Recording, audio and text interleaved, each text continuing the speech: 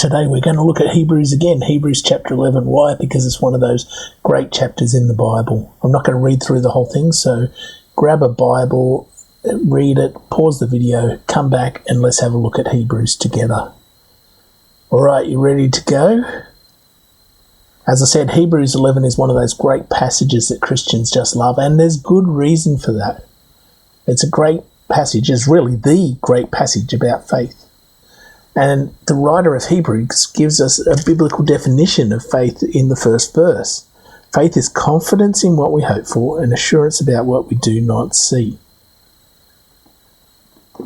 So faith in the Bible is not wishful thinking. It's not belief in the absence of evidence, as some might like to say it is, but it's confidence in what we hope for. It's assurance about what we don't see. In our case, it's confidence in a person, in God, in Jesus, which I know I've used this illustration before, but it's exactly how we use the word faith when we're using it in reference to a person.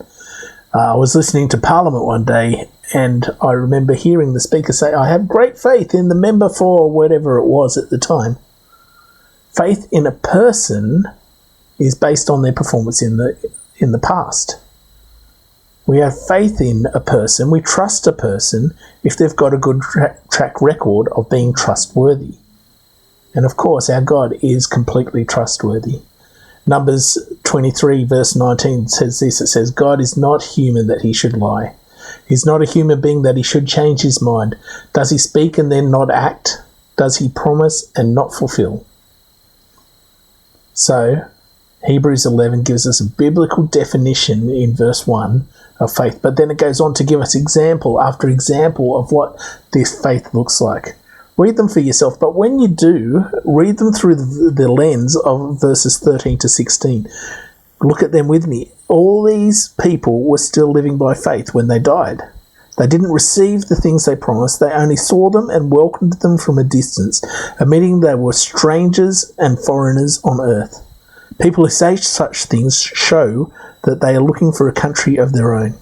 If they'd been thinking of the country they'd left, they would have had opportunity to return. Instead, they were longing for a better country, a heavenly one. Therefore, God is not ashamed to be called their God, for he has prepared a city for them. See, what these people did, even though they couldn't see the end, was they trusted God and they trusted God's promises. They knew the end would be good because they could see that God was good. So you might be unsure about all kinds of things at the moment. Where is God in all this? Where's your financial security or your job security?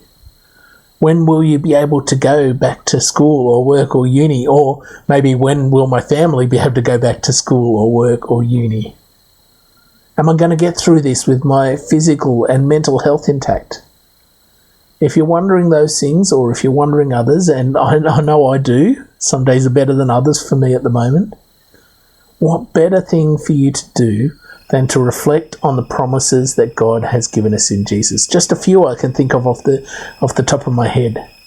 God promises that he's going to work good for us through all of this. God promises that he's going to make us more like Jesus through all of this. God says he's already seated us in the heavenly realms. God has given us his Spirit and his word to guide us through this. He's promised that he will be with us. And he's promised that one day we will be with him. And he promises that nothing can separate us from his love.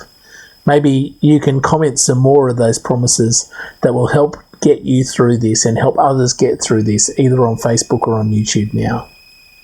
Just let me finish with the final words in this chapter, verses 39 to 40.